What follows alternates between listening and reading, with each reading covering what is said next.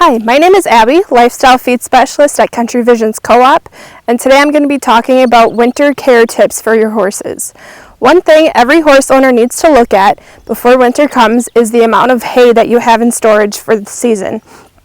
A 1,000 pound horse will eat about 1.5 to 2% of their body weight every day. A 1,000 pound horse eating 2% of their body weight in forages will eat about 20 pounds of hay a day. Between October and May is our varying pasture availability, so between those months they will need about 3,600 pounds of hay to get them through. This can also vary with the exercise that you put on your horse and the grain that you give them.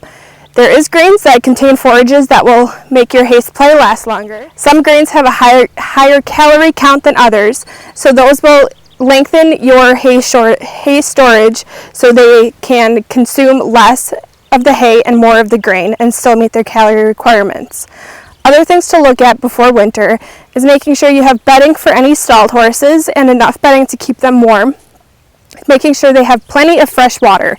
Putting out your water heaters in outside paddocks and in the barn will help ensure that the water never freezes and is always available to the horses. Other things to look at are your winter blankets. Make sure there's no rips, that they're ready to go for the cold days and nights.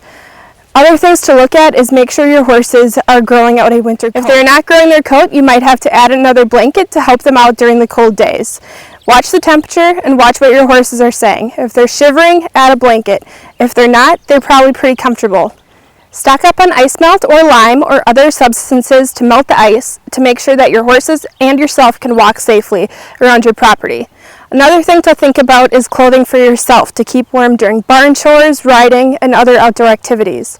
Thank you for tuning in to this week's What's Up Wednesday, and we'll see you back in 2 weeks.